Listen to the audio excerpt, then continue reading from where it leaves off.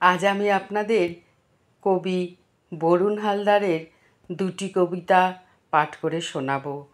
প্রথম কবিতা ভোজবালা কুন্তী, দ্বিতীয় কবিতা গঙ্গাপুত্র। তাহলে শুরু করছি প্রথম কবিতা ভোজবালা কুন্তী। আমি পৃথা, জন্ম থেকেই আমার জীবন টলমলে, দুঃখের ঘেরা টোপে বন্দি। জন্ম হলো এক পিতার ঔরসে, পালিত হলাম আর এক পিতার কোলে।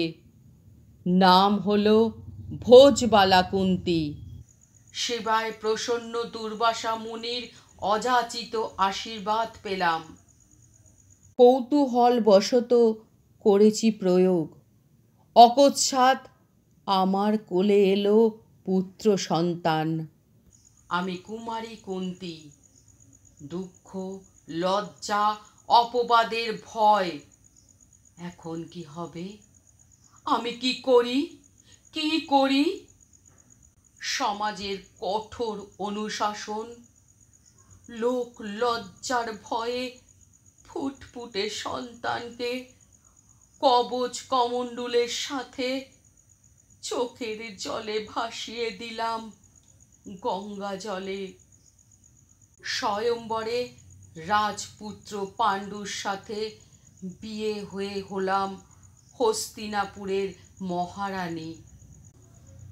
স্বামী রাজা বলে কথা, তার আবার বিবাহের শখ হলো। মাদ্রি হলো আমার সতীন। মাদ্রির কথায় স্বামী মৃগ শিকার করতে বাধ্য হলেন। তীরে ঘায়েল মৃগ, আসলে ছিল ঋষি কিন্তম। মৃত্যুর সময় ঋষি কিন্তম অভিশাপ দিলেন, রাজা পাণ্ডু, স্ত্রী ভোগ করতে গেলে তার মৃত্যু হবে। হায় রে নিয়তি, রাজরানী হয়ে স্বামী থাকতেও সোনার অঙ্গে জীবনে কোনো দিন পেলাম না স্বামীর সোহাগের আনন্দ। সন্তানের আশায় ব্যাকুল হৃদয়, অগতির গতি। মনে পড়ে গেল দুর্বাসা মুনির দেওয়া বর মন্ত্রের কথা। মন্ত্র বলে পেলাম ভীম, অর্জুন, যুধিষ্ঠিরকে। মাদ্রির মুখে দুঃখের ঘন কালো ছায়া। সতীনকে শিখালাম সেই মহামন্ত্র। কোলে এলো নকুল, সহদেব। পাণ্ডব বংশ পেল পঞ্চপুত্র। আমার অসচেতন বাণীতে দ্রৌপদীকে পঞ্চস্বামীর ঘর করতে হলো। আমি নারী হয়ে অপর নারীকে দিলাম কলঙ্কিত পঞ্চস্বামীর জীবন।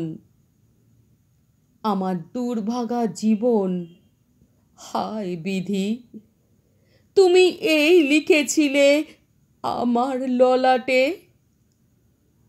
এদিকে এ কি শুনলাম আমি? কৌরব পাণ্ডবের মধ্যে যুদ্ধ হবে। কৌরবের পক্ষ নিয়েছে আমার ভাসিয়ে দেওয়া জ্যেষ্ঠ পুত্র বীর কর্ণ। তবে তো ভাইয়ের হাতেই অজান্তে ভাইয়ের মৃত্যু হবে। ছুটে গেলাম ত্রিভুবন বিজয়ী বীর কর্ণের কাছে।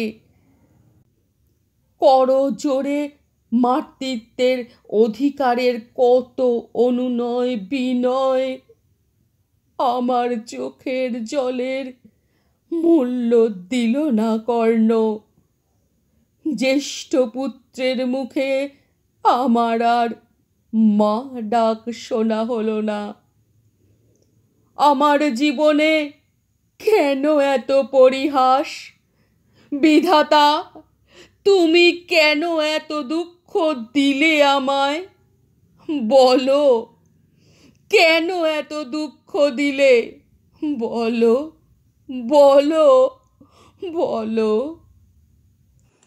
দ্বিতীয় কবিতা, গঙ্গাপুত্র। আমি গঙ্গাপুত্র দেবব্রত। পিতাকে বিব্রত দেখে মৎস্যকন্যা সত্যবতীকে দিয়েছি কথা। উত্তরাধিকারী হয়েও রাজ সিংহাসন করেছি তুচ্ছ।